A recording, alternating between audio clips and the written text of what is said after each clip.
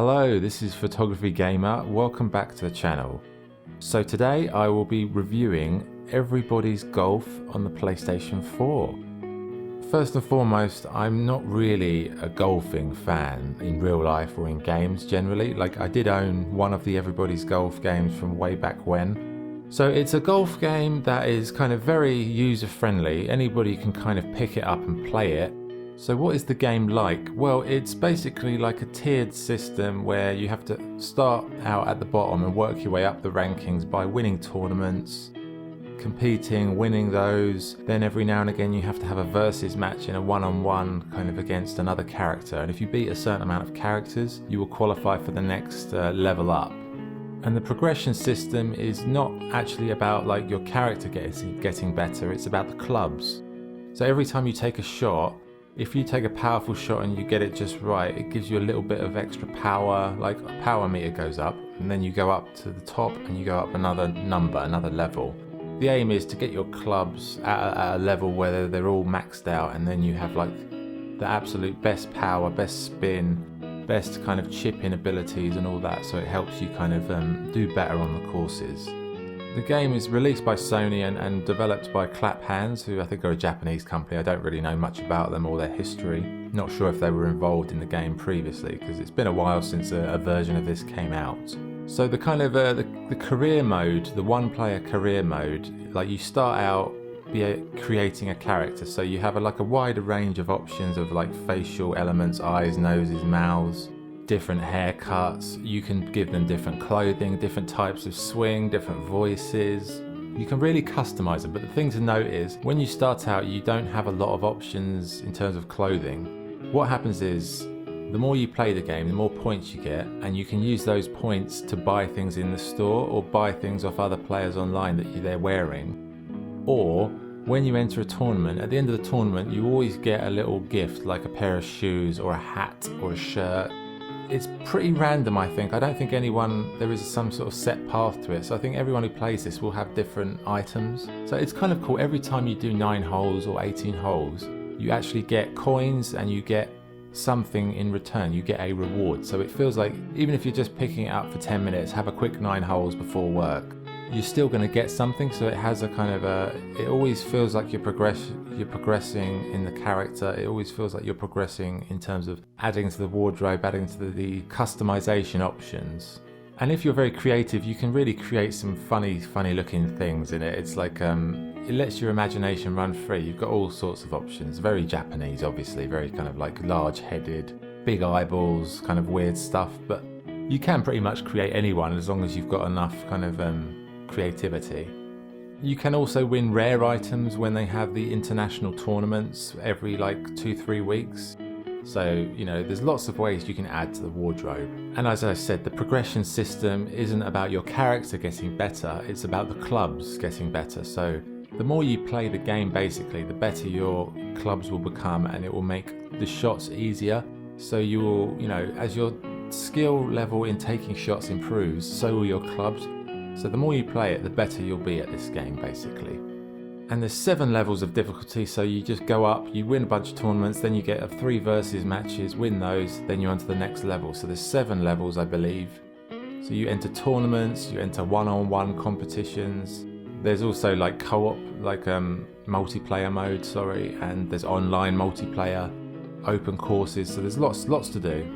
In terms of the gameplay, it's very fun. Like, I don't like golf personally in real life, but I like this game. I enjoy it because it's very bright, colourful, easy to pick up. You can just quickly knock out 9 holes of golf in no time at all. It's really fast, no loading times really, and you know, you can quickly do your shots, but it doesn't mean you like can beat everyone in the world doing it. Like, there are people who are amazingly good at this, and you have to really practice to compete with them.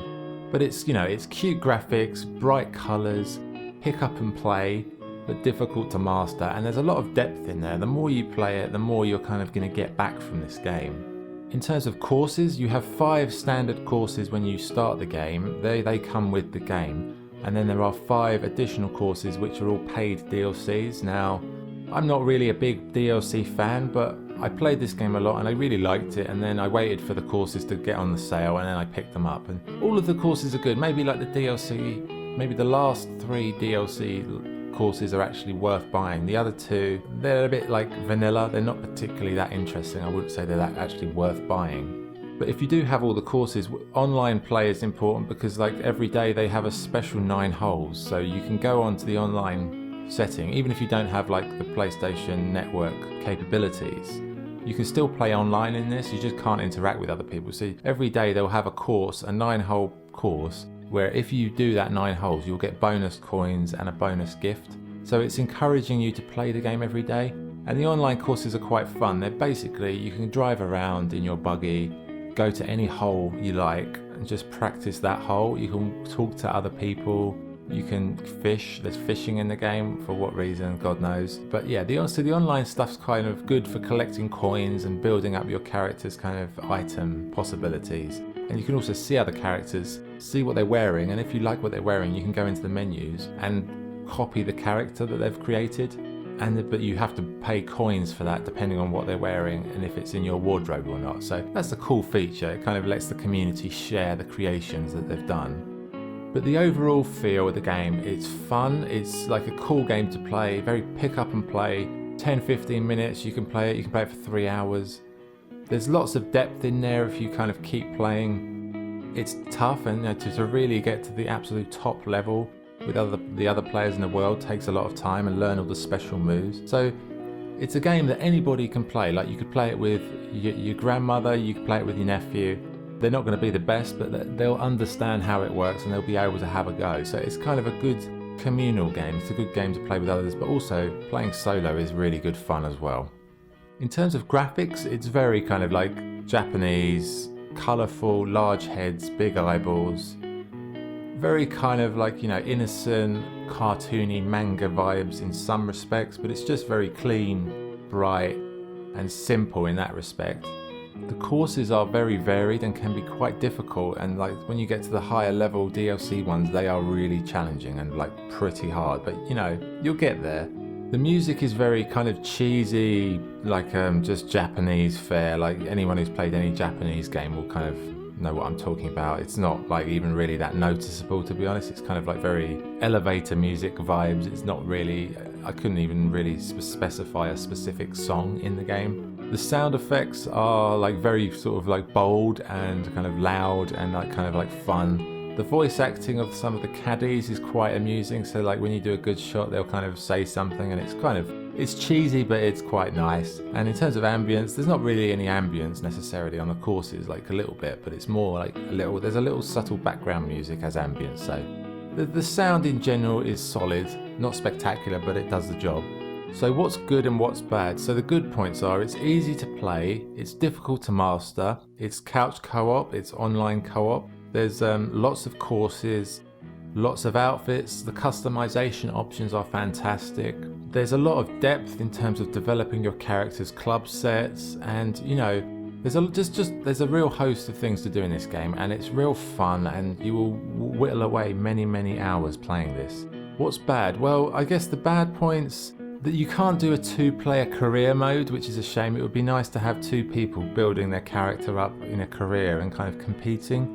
That's maybe missing. It would have been nice to have a few more courses. Having just 5 in the main game is a little bit stingy. Obviously, if you buy the 5 DLC ones, yeah, sure, you've got 10, but that's more money you've got to spend, as much as you've spent on the game, which I think is a little bit dodgy. I think they should have had about 10 or 20 courses at least. So that's really the only negative. I mean, there aren't really that many bad points about the game. It's just a really nicely balanced game. Maybe like if they'd have had a course editor, that would have been a good feature, because it's not like graphically demanding. If they'd have done that, I think more people would play it, and they would play it forever, because then you would just have infinite amounts of courses. But I guess they wanted to pump the DLC to get more money, so you can see why they haven't. It's not a massive bad point, but it's a little thing perhaps that gripes me. So the verdict, what do I think? It's a really fun game. I thoroughly enjoy playing it. I've played it so much over the months that I've owned it. It's colourful, it's bright, it's easy to pick up and difficult to master. Lots of courses, lots of variety. Customization is great, 2-player is great, online tournaments are great. It's just a really good fun game. Who should buy it? I think if you enjoy gaming in general, you'll like it. Even if you don't like sport and you don't like golf. Like I like sport, but I'm not a golf fan, but I really love this game. It's just very easy to pick up and play. It doesn't have all the stuffiness of the golf world. It's just very fun and accessible, and anyone can be good at it, and that's a really good thing for a game. It will really make it accessible. So the score, I will give this game, out of 10, I'd give it 8.5. It's just really fun, vibrant, enjoyable. This is kind of the game that, it's that kind of game that made me get into gaming way back in the beginning, because it's just something you play with a smile on your face. You enjoy it. It's just really good fun, and I would recommend it to everybody. So that was the review for Everybody's Golf. Check it out. Thank you again for watching. Have a wonderful day. This is Photography Gamer signing off. Thank you.